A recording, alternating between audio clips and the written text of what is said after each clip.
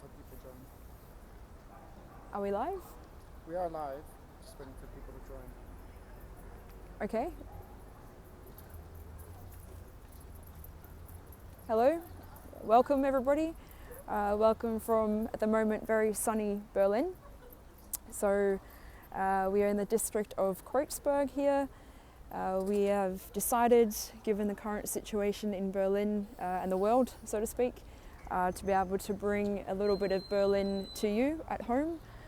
So hopefully you're able to enjoy a little bit of a walk with me in this neighbourhood and the neighbouring neighbourhood, and I can share with you a little bit about why Berlin is known internationally for its street art culture here as well. So I am a travel curious guide here in Berlin. My name is Sarah. You may have already noticed with my accent, I don't sound very German. It's because I am not. I'm actually originally from Australia. So I've been here in Berlin for about 7 years. I've been a full-time walking tour guide for pretty much that entire time as well. I do a lot of history-based tours, as you can imagine, being in a city here in Berlin, but I also do street art tours as well. So I'd like to thank Travel Curious for coming up with this initiative for us tour guides to be able to give a little bit of our tours, a snapshot of our tours to you at home. So I'm normally used to having people in front of me, so I'm used to getting questions. So please use that comment bar to pass on any questions you may have along the walk. We're aiming for about a 20-25 minute walk here, so please throw any questions my way. Also like to find out where everyone's tuning in from. I know I've got some people down in Australia watching right now, so I'd like to find out where all you other guys are from as well. Just to pass on quickly before we begin, I'd just like to say that we are actually complying with the regulations here in Berlin the city have imposed to make sure that we aren't breaking any rules here with social distancing and things. Wherever you are from, obviously there's different rules. Here in Berlin at the moment, we're allowed to be out and about, enjoy the sun while we can, take a walk, exercise, and we're at the point of 2 people maximum. So we're kind of complying with everything we need to be able to bring this to you today. I'm not used to using technology with my tours. It's a bit of a new thing for me, using this Instagram Live feature, having to adapt with my iPhone microphone. So please also use the comment bar to let me know if you've got any sound issues as well. Also just let me know if you can hear me, which is a good confirmation as well. So I want to get straight into it. We are in the district Kreuzberg, as I said before. This was the former west part of Berlin during the Cold War when the city was divided. I wanted to start here because I want to share with you some of my favourite pieces here in Berlin. Just on the wall behind me here. The sun has come out to join us at the moment, so I hope you guys can see that okay. I want to point out first of all the big yellow figure that you see up there, that big man. Here's actually a piece by a very famous street art duo from Brazil. They're called Os Gemeos, and forgive me for the pronunciation, I know I butchered their name a little bit, but in English it essentially means the twins. As ironically, surprise, surprise, these 2 men are twins. So they have actually made a name for themselves internationally through the streets and also in art galleries today with these yellow figures. So it's become kind of almost like their language in the streets and in the world today as well. Like a lot of street art, they ask the viewer to interpret it as they would like to. But if you ask the artists, according to them, they've had a very big imagination since being young children, and they kind of use these characters to bring their imagination to the public. So they ask the viewer to leave all rationale behind when looking at their pieces and allow imagination to take over, which I think is a really nice, sweet concept. I think it brightens up the streets a little bit as well, and I know that whenever I walk past their pieces, it always brings a bit of a smile to my face. And in the end, that's what street art is for. It's for the people, and so even if it's a smile on your face, it gives you something when you're walking around as well. So that was a commissioned piece. I had permission to put that up there. As you can imagine, with the detail to it there, they took a bit of time to put that up. So one thing that I do often get asked on my street art tours in Berlin is street art actually legal in the city? Berlin's known internationally for its street art, so people assume it's actually legal. Surprisingly, it's not. So for when you come to Berlin, if you want to leave your mark in the city, I do not recommend doing that with a spray can in your hand, as if you get caught, you can actually leave with quite heavy fine. So they had permission to do this, but a lot of people do take the risk and put it up illegally as well, and they make a bit of a name for themselves with that. And that comes to the next piece sitting next to it. So you can see that scrolling type, it's almost like hieroglyphics there.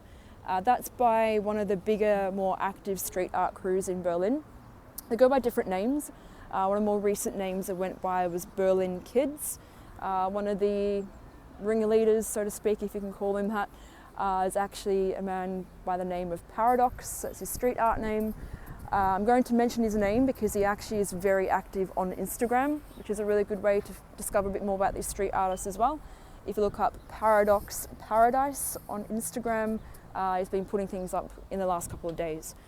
So he creates these hieroglyphic types himself, and it's always comments on what's going on in the city. And they put their name up by how dangerous it is to put that piece up. So more likely than not, the way they put this up would have been on the top of the building, abseiled down the side to put that type up there as well, and they would have done that in the cover of the night as well. So there's a combination of different types of street art here. You've got the ones that are given permission, and then you've got the ones that come in and do it as quick as possible so they don't get caught doing it, pretty much. So for just a reminder for those that are just maybe tuned in, I'm Sarah, I'm a street art guide here in Berlin, and we're doing a little bit of a little snapshot into what we can show people here in this district of Kreuzberg, and across the river eventually we're going to end up in a different district, Friedrichshain. So we're going to continue walking now. One thing that I just like to point out to people, viewers at home, is some of you may know this already. Berlin, Germany have a lot of data protection laws in place. So that's one thing that we have to be aware of on our walk. You may think that my cameraman, my assistant, who's also normally a tour guide in the city, may be choosing to show you some odd images along the walk, but that's to make sure that we don't actually catch other people's image in our videos. We have to be very aware of that here in Germany. So, oh, yeah, great question. More often, this is one thing why I recommend checking out these guys on Instagram, because they actually quite often do put up videos of how they manage to get in. Not promoting it at all. They quite often break into a stairwell in the evening, climb up on the top, cut open the lock if they need to, just literally quickly as possible get up onto the top, abseil down. They have the kind of whole process organized to the minute second, because they obviously don't want to get caught. So they're wearing balaclavas, their identities aren't known. But yeah, I'm not advocating it at all, but more often than not, it's a bit of a break-in situation. So we're actually kind of right in the heart of Kreuzberg here. And this is actually one area of Berlin that's normally really lively. Even the situation right now, as you can see, there's quite a few people around. This is one of the more sunnier days we've had in Berlin for a while. People getting out and doing the exercise. This is also where there's a lot of bars and clubs and things as well. And also one of my favorite places to eat, I think, in the entire world. It's just across the road over here. This is Burgermeister. It's a burger joint. It's a bit of a play on words. Burgermeister in German can mean mayor, but obviously in English we look at it as in master of burgers as well. So this is it over here under the train tracks, and it is an old public bathroom. So quite often I mention that to people, and people look at me with a bit of a look of disgust. Why would I want to eat a burger out of an old public bathroom? But it's a part of history here actually. It was heritage protected. The owner discovered it back in 2003.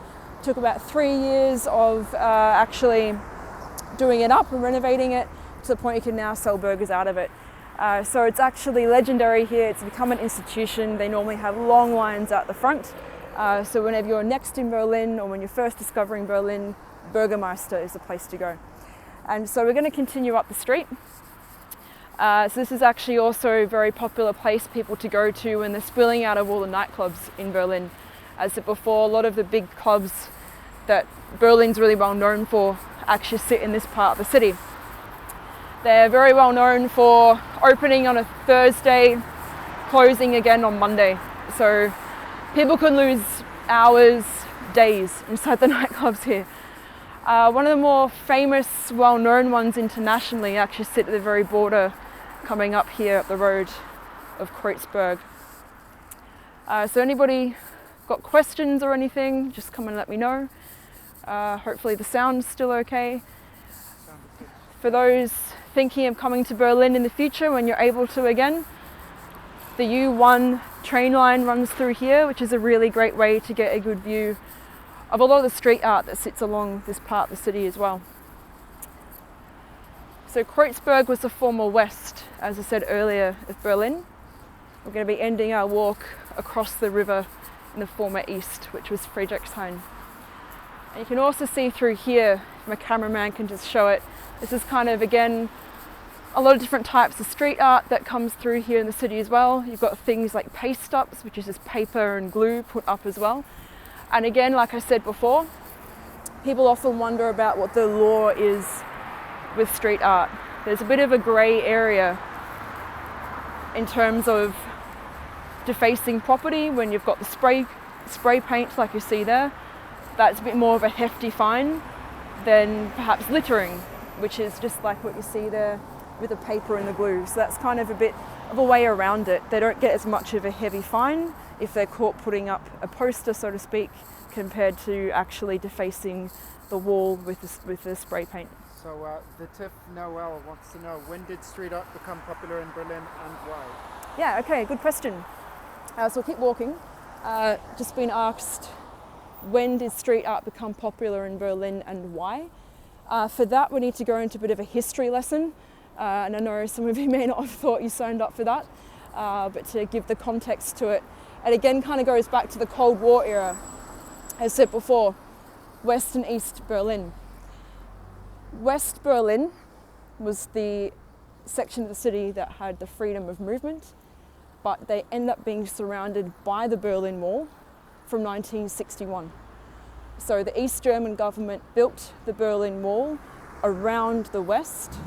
So people from the East could not get into West Berlin, because once they were in that little island, so to speak, they could get a plane, get a train out from there to other parts of the world.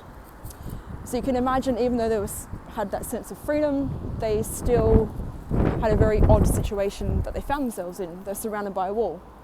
So the West Berlin government realized they had to encourage people to stay living in that odd situation.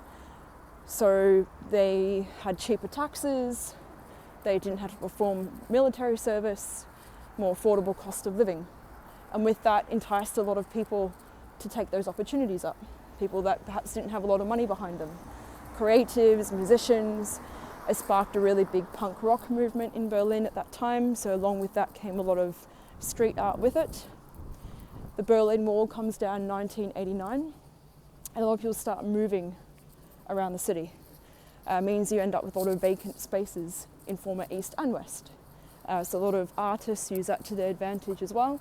Art squats started to appear, and then the name for Berlin, kind of with street art, kind of grew from there at that point as well.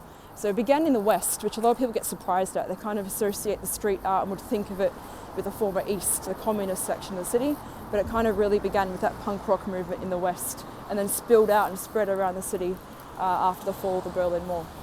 And Lucy from Melbourne. Lucy from Melbourne. Wants to know Sounds familiar. If you've ever seen a street artist in action. If I've ever seen a street artist in action, I have actually. Berlin's a really great city for providing a lot of art projects and initiatives to invite a lot of international street artists to the city. There is a street art museum in Berlin called Urban Nation. They're in a district neighbouring us at the moment, and they actually provide a lot of support for street artists to come and put pieces up in the city, and I've often just found myself walking past them in the process. I'll ask for their permission, which is always important if you do see street artists, to obviously ask permission if you can take their photograph. Some of them don't want their identities known, but yeah, I've been able to chat to a few of them and taken photos of work in progress along the way. So some of you may have just joined. Just so you know, again, just a reminder, we are doing a little bit of a street art walk here in Berlin, a city that's very well known for street art, able to comply with the regulations in place at the moment as well, with social distancing, with a maximum of 2 people, myself and my cameraman, my assistant here at the moment. I want to stop here because I mentioned before, one of the very well-known nightclubs here in Berlin, Watergate, just over here behind us. But it's also got a neighbor, one of my kind of all-time favorite murals here in Berlin, this big piece that you see behind me. This is actually a mural by a street artist called Blu, B-L-U, so it's without the E at the end. Originally from Italy, started making a name for themselves in the 80s with kind of big piece murals with spray paint, human comic-like figures as well. But often known today for a lot of political and social commentary with their artwork. A lot of street art, even the street artists say themselves, they may have a particular story behind it, but they want it open to interpretation of the viewer as well. This one here, I think, when you look into it, however, is quite clear. Big human. When you look a bit more detail, however, it's tiny little humans that are all the same. But on the very end of the fingertip, there's one that's a little bit different. That is an individual being consumed by a monster. So us together as society create a monster, and in the end that ultimately consumes the individual. So you can take from that what you like, but it's a very big iconic piece for this part of the city. Quite often doing street art tours here in Berlin, I'll often get people walking past that have heard about it being here, just quite sure where to find it. So it's a very well respected piece here as well. You can see people have kind of made an effort to not go over it, and that kind of does reflect how respected that artist is in the street art community, how long their piece can be put up for, and how long it lasts without being kind of tagged over it and things like that as well. So that's a very beloved piece here in the city today. Georgia is asking whether Blu had another famous piece near here. Yes. Georgia, I think, has been here before. So yeah, Blu is actually, as I said, been established in Berlin for a while. We're coming up to an area here which kind of signifies a border between Kreuzberg and Friedrichshain. It's the Oberbaumbrücke. You can hear the train going over us at the moment. So this actually used to be a border crossing for the Berlin Wall as well. So Blu actually had a piece just on the side of the riverbank over here behind me. I can't show you that at the moment because quite controversially, I think quite publicised at the time. There's been a lot of development coming up in the city, particularly here last couple of years, and luxury apartment buildings were built right next to it. So Blu had a piece of 2 people, east, west, to represent the division of the city, being on the border. It was going to end up right next to that luxury apartment construction. Berliners woke up one morning a couple of years ago and it was all blacked out. And it was a huge multi-story kind of mural as well. People got a little bit upset about that, a bit worried about it, thinking, who's done this? This is like a piece of Berlin. Blu themselves actually then came out and made a statement.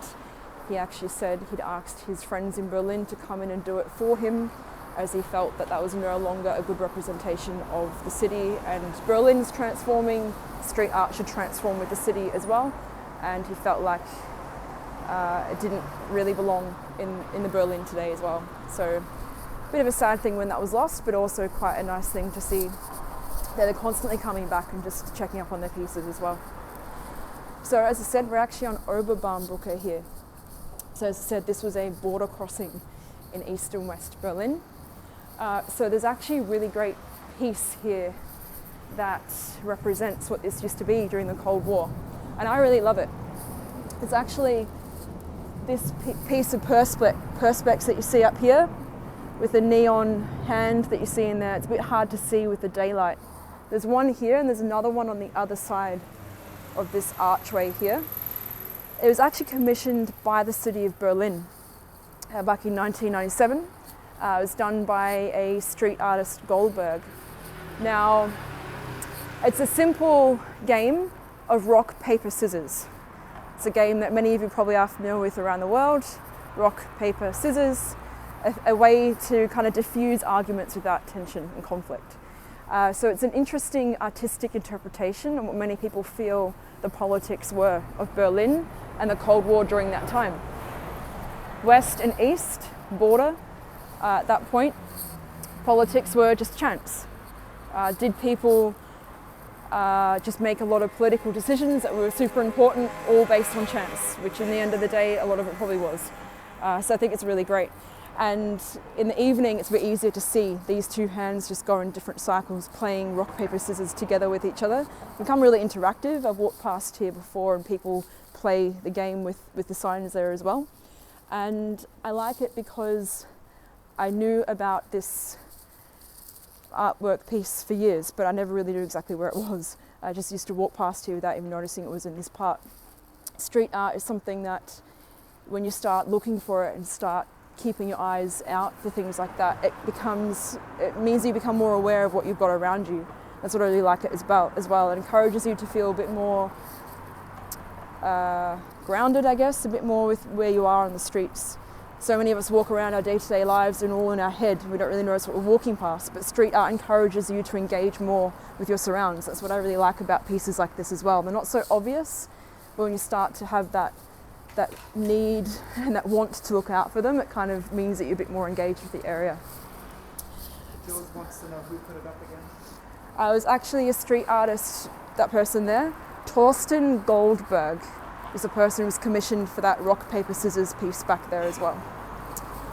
So we're actually going now into the former East District Friedrichshain, which is an area that today I actually now call home as well. So I am showing you my little part of Berlin here today. So another thing that you can see down there in the horizon, you may have noticed, is that big kind of statue of men, of that human figure down there. You might be able to see that. That's a molecule man. There's a few of them around the world. And the idea is all little molecules like us as society all come together to create society as one. I just like to point that out because that's kind of a big feature in this part of the city.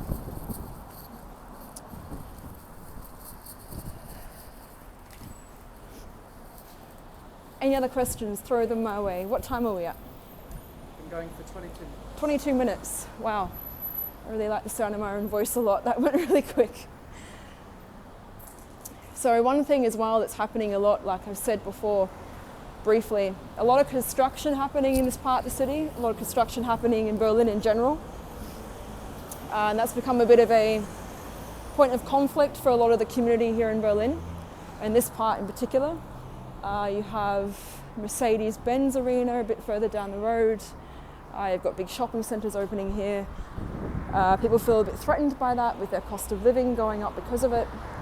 So one thing that's actually quite surprising and amazing is the city of Berlin actually just announced a rent freeze. So the rent prices for us here in Berlin have been frozen for the next couple of years, which is amazing. And it's something that I find quite refreshing and something that just proves even more why I really love living in Berlin. What we're going to do now, we're actually going to take you over across the street to our final destination for our walking tour today. We're going to actually take you to one of the more well-known parts of the Berlin Wall in the city. It's the East Side Gallery. Some of you at home may have been here before. Some of you may have it on your bucket list of places that you can come and see when you're finally able to travel again. It's the longest part of the Berlin Wall. So it was actually made into a memorial in 1990. That was less than a year after the Berlin Wall came down, 1989, November 9. So we're just going to rotate so you get to see it a little bit easier. This is the very beginning. This is a section of the Berlin Wall for those at home. Hopefully one day soon you'll be able to come and do this for yourself as well. So they actually organised 118 street artists from all around the world back in 1990 to Berlin to come and put up big murals on the actual wall as a sign of peace, freedom. They could choose the topic themselves, so maybe even just what they thought the world looked like in their eyes at the time, or how they wanted the world to be after that momentous event. So this is actually a bit of a side point. This is actually an old East German Trabant, Trabi car. So these are the cars that were actually back in East Germany, manufactured in East Germany as well. Made out of plastic, so to speak. So you've got one there as well.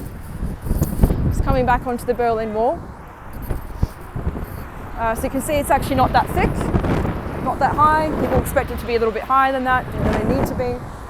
The reason why this is called the East Side Gallery is because they've painted these murals on the east side of the wall. So like I said before, we're in former East Berlin, Friedrichshain. So that's kind of where I got the name from, which is something people don't really think that much about. You can see a lot of people have added to it, not really meant to. As before, this is actually a memorial, it's UNESCO listed, so it's meant to be protected. So at the moment, there's a lot of talk by the city of Berlin about more measures being put in place to protect it. We're thinking about putting some like glass in front of it or something like that. But yeah, people see graffiti, see a wall, and they want to add their name to it. So artists have come back over the years and redone their artwork.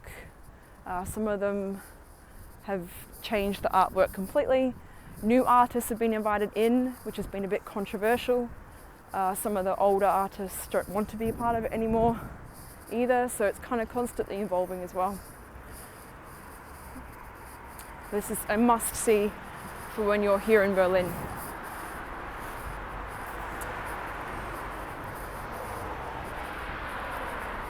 And it goes for about 1.3 kilometers, so we're not going to get enough time to walk all of it today, but this is where we're eventually going to be finishing.